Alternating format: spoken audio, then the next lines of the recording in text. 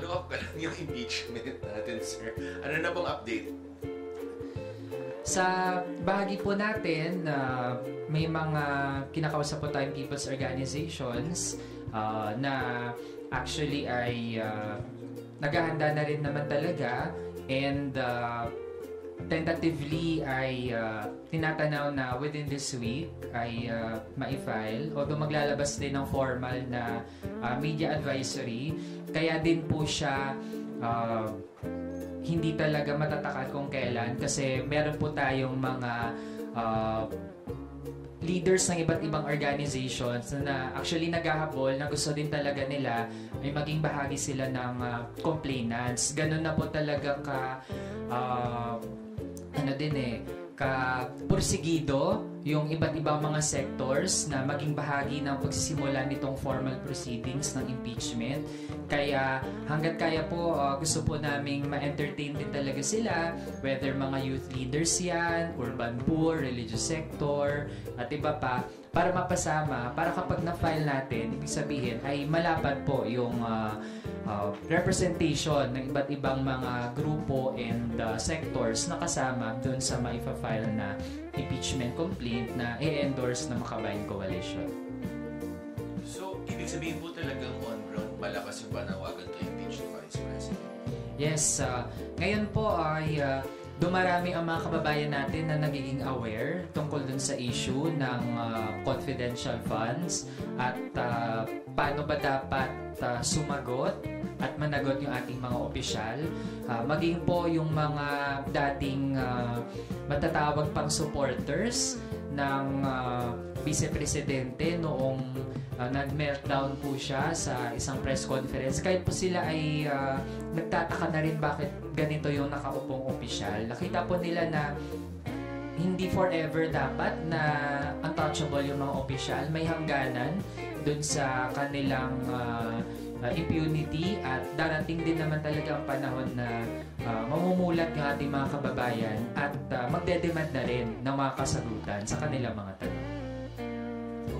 So, sabi po, meron po kayong pagkakapareho o meron po kayong something different to offer doon sa impeachment complaint na coming from Makabayan Coalition? Dahil iba yung set ng mga magpa-file ng impeachment, magkakaroon niya ng similarities, magkakaroon din ng mga pagkakaiba.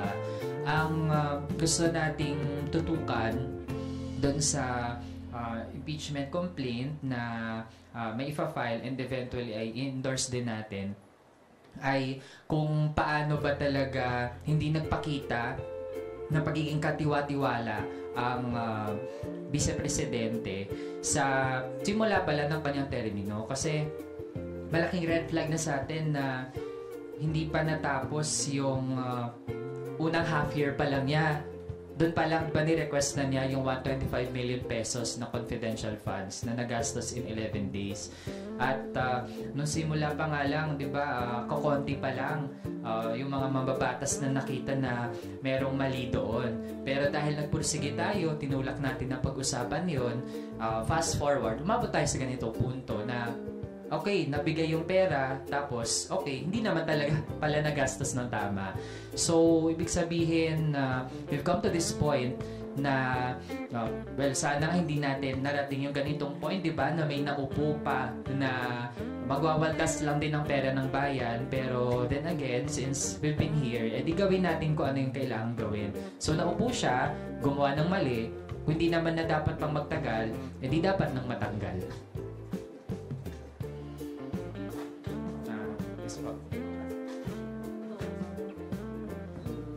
Yung impeachment process, tingin nyo aabot po ba ito?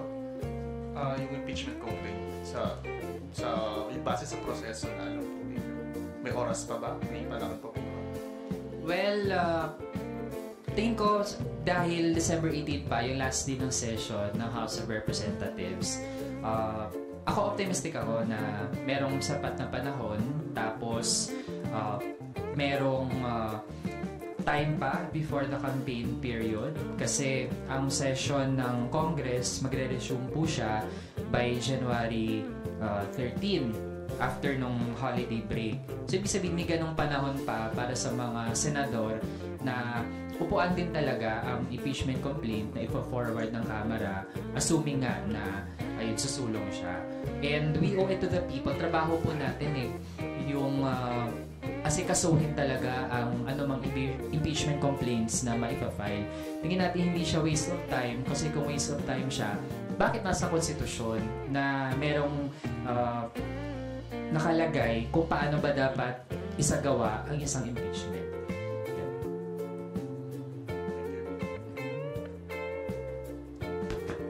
Comrade, you did mention may panahon pa, pero when it comes to suporta, may suporta naman po ba from the lower house? 1/3, despite the text message po ni Pangulong Marcos sa kanyang allies na parang discouraging ouster moves against the Vice President. I can't speak in behalf sa mga colleagues natin, lalo na we are in the minority bloc, na ilan lang din lamang at ang kalakhan talaga ay bahagi ng supermajority. Pero kung personal na pagtingin ko lang din, ako tingin ko ay merong posibilidad na maaprubahan din naman ito ng Kamara. Given yung naging exhaustive na mga hearing ng Blue Ribbon Committee, yung mga naging incisive na tanong ng ating mga kapwa mambabatas at yung nakuhang mga sagot, or even yung mga hindi direct na mga pagsagot na nag-indicate din naman ng pag-evade dun sa accountability sa use of public funds. Lahat po ng yan ay naging mga batayan para mag-gauge natin ang responsibility ng nakaupong vice-presidente. At nagtiwala din naman tayo na nakinig, nakialam, kahit yung mga kapwa mambabatas natin na personally ay hindi nakadalo dun sa mga hearing. Kaya kung 1/3 at 1/3, tingin natin ay merong chance na maaabot natin yung tanong bilang. On the procedure lang po. Kasi may nag-file na po yesterday ng unang impeachment complaint. Pag na-refer na po ba ito sa committee before kayo mag-file ng impeachment complaint ninyo, hindi na po ba ma-entertain yung complaint? Ganun po ba? That would depend din dun sa aabutin. Kasi for example, kung meron ng sinimulang talakay ng isang committee, tapos hindi pa naman niya nasarahan yung kanyang mga hearing, at meron pang pumasok, pwedeng incorporate yon or emerge dun sa ano na yung mga present na pinag-uusapan. So actually, since nandito na rin naman tayo, kung meron pang ang ibang mga kababayan din natin na gusto mag-initiate ng kanilang sariling impeachment complaint, ay ini-encourage po natin yan. Ibig sabihin, merong i-endorse ang Makabayan Coalition, pero this doesn't stop us from expressing our solidarity dun sa iba pa nating mga kababayan who might have other angles or other points na gusto nilang ilagay sa kanilang articles of impeachment.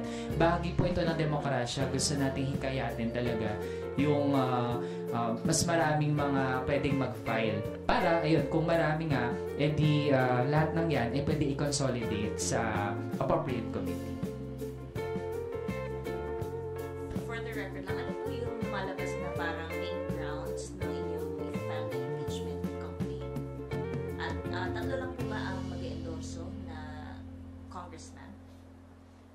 Sa ipa-file po ng mga people's organizations na set na endorse ng Makabayan Coalition, edi yun, nandyan po una kung paano talaga ginamit ang actually hindi lang confidential funds, pero maging yung regular funds din ng Office of the Vice President tsaka ng DepEd, lalo na yan yung dalawang agencies na hinawakan niya ng nakaupong vice-presidente. Tapos kahit dun sa regular funds nga, yung napakabagal ng paggamit ng pondo, hindi may paliwanag sino yung mga beneficiaries, yung mga expired na mga gatas, yung mga laptop na hindi na-deliver. Lahat po na yan part ng totality ng pagiging hindi niya katiwa-tiwala na magtagal bilang public official. Tapos, bahagi din po ay yung hindi niya paggampan sa kanyang responsibilidad na magpaliwanag kung paano niya ginastos yung pondo. Kasi hindi pwedeng nag-request ng budget, hindi ginamit ng tama, tapos parang bahala na tayo kung paano ititreat yung kanya naging performance, di ba? Tapos, parang, simply put, parang ang kapal ng mukha na magre-request ng funding for the following fiscal year, di ba? Nang hindi nga nag-explain paano nagamit yung pondo. So, bagay din po yun. Kasi hindi po option, pero duty yung magpaliwanag paano ginamit yung funds. And, yung isa din, ay yung hindi niya pagrespeto sa separation of powers ng iba't iba mga ahensya. Yung hindi paggalang sa Kamara na compose ng mga halal na mga kinatawan na ating mga kababayan. Bahagi din po yan ng ating pagtingin na kung merong high official na hindi nare-recognize yung tasks ng bawat branch of government, hindi po yan magandang ehemplo, hindi lang sa kabataan pero sa mga kababayan. Yan po yung mga main points. Sige. Excuse me. Impeachment po lang. May talks na po ba sa minority to at least support yung impeachment efforts against President Sara? Sa minority bloc, which is around 20 na mga members ng House. Wala pang ganong mga formal na mga usapan. We are yet to have any meeting na ganon yung magiging topic.